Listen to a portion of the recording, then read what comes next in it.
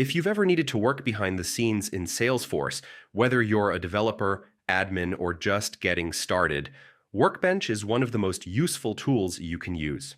In this video, I'm going to show you exactly how to log into Salesforce Workbench in a simple and reliable way, so you're not stuck searching for the right page or dealing with access issues. First, open your preferred web browser and make sure you're connected to the internet. In the search bar, type Salesforce Workbench Login. This is the fastest way to reach the official Workbench page without memorizing the URL. Workbench is a browser-based suite designed for interacting with your Salesforce organization. It lets you run SOQL queries, test APIs, manipulate data, and verify configurations. From the search results, click the link labeled Workbench. It should appear near the top. Once you land on the page, you'll see a simple interface that might look a bit technical at first, but don't let that throw you off.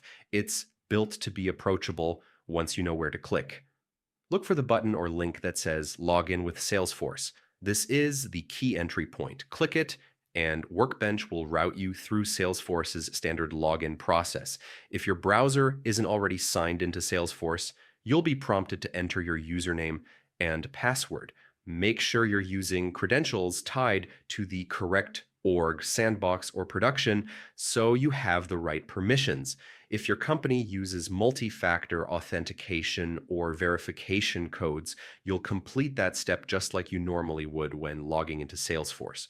Once your credentials are verified and any security checks are done, you'll be redirected directly into the Workbench interface. Take a moment to look around. You'll see options for queries, data operations, metadata, REST Explorer, and more.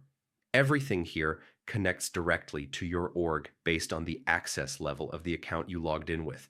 At this point, you're officially logged in and ready to use Salesforce Workbench. From testing integrations to troubleshooting errors or inspecting records, it's a powerful way to interact with your data without needing additional software. Before you click away, remember, using Workbench responsibly is important because actions affect live or sandbox data depending on where you connect. Explore slowly, try read-only options first if you're new, and use it to make your workflow faster and smarter. If this walkthrough helped you get in without confusion, make sure to stick around for more Salesforce tips and guides. Drop any questions in the comments, and I'll be happy to help. Thanks for watching, and happy exploring.